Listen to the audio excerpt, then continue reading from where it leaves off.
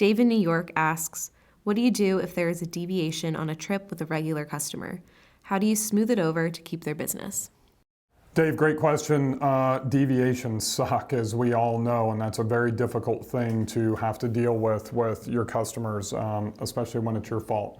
So here's kind of the process that I would recommend. Step one is speed is critical. You need to, as soon as you know there's going to be a deviation, even if you know that it's going to happen before it affects the customer.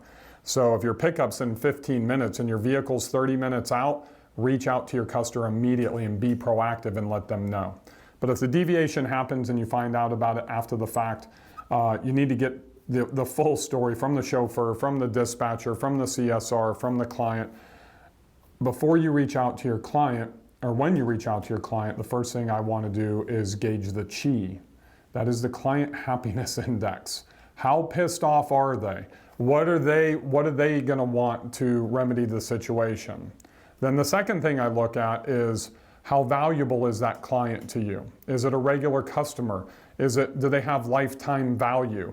Is it a first-time customer? Do they spend $5,000 a year, $20,000 a year, $100,000 a year with you? Because I think that's going to play into how you're going to remedy this situation. The third thing is really the psychological component. Many operators think that, hey, we'll just give them a 10% discount, a 25% discount, and that's acceptable. That may be acceptable for you to sustain your profitability and not lose money on that trip, but that may not be a profound and satisfactory remedy for the client.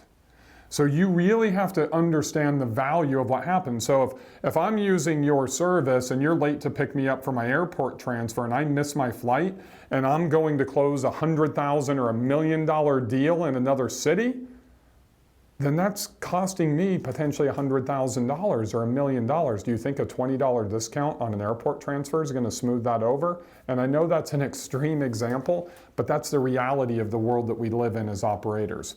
So really what I'm telling you, Dave, is that you have to remedy the situation to your client satisfaction based on the value that they lost, that opportunity cost lost on the deviation that came from your company. So I would resolve it swiftly. I would gather all the facts. I would literally gauge the client's happiness index right when you call them on the phone, and then ask them what you need to do to be able to remedy the situation, and always go above and beyond. If they ask for a free trip or the comp trip, give it to them and then comp them their next airport transfer. Give them 50% off their next airport transfer. Or have a thank you card for the chauffeur to hand to them the next time that they get into the vehicle. Go above and beyond what the expectations are. So you set the expectations at one level, and then you're going to deliver at a higher level for them. I hope that helps, Dave. I look forward to seeing all of you on the next episode of the Ask Limo U Show.